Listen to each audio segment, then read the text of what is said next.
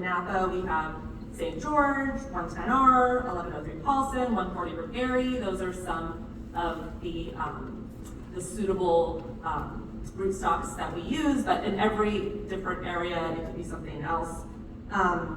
Spacing. So a dry farm vine needs space to access soil moisture. So we always think of it as about 50 square feet. Everyone's a little bit different. I know Todd has been successful with dry farming at a more of a tighter spacing, but I have found success with 5 by 10, 6 by 9, 6 by 8, so an average of 50 square feet per vine.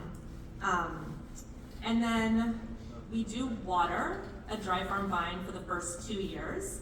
So we dig a basin around each vine, and we have a water cart because we don't have irrigation lines, and we put 5 gallons of water in each basin, let the water saturate down, cover it up. That's done twice the first year. Once the second year, of course, it's all dependent on the growing season. If it's a drought year, maybe that second year we'll do it twice. If it's a lot of late rainfall, maybe we don't have to water it at all the second year. And now just a little bit about promoting an environment for a vine to be successful. My great uncle always used to say that dry farming is a verb, not a noun.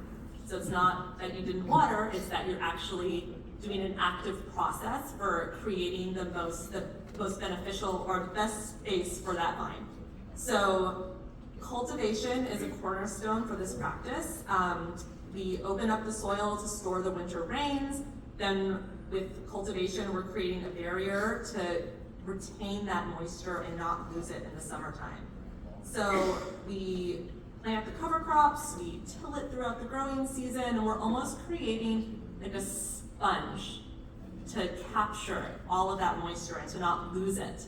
And I know that it's hard to kind of think about it that way, and for me, part of this project that's so wonderful is that I have someone like Yvonne who is doing the research, because a lot of what I've known is anecdotal, right? My great-grandpa did it, my great-uncle did it, my dad's doing it, I'm doing it, and it works for us, right? I'm able to grow a big, healthy vine that gets above average yields in Napa without putting any water on it. And Yvonne's team is able to go in and see what's actually happening underneath the soil. Because I know that there's moisture there, right?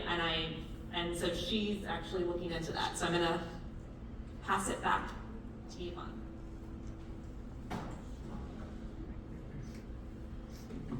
All right, yeah, super grateful to be working with people like Lauren and Todd. I have some background. I am a soil scientist, agroecologist is what I like to call myself. So I study the ecology of farms and agricultural systems and focus specifically on soil. And I've done work with dry farming in the past. I worked with tomato dry farming on the Central Coast, and was just so honored to be asked by Lauren and other dry farmers up in the Napa and Sonoma area to be part of this project. I hadn't worked with vineyards before, so it's also been a great learning experience for me. And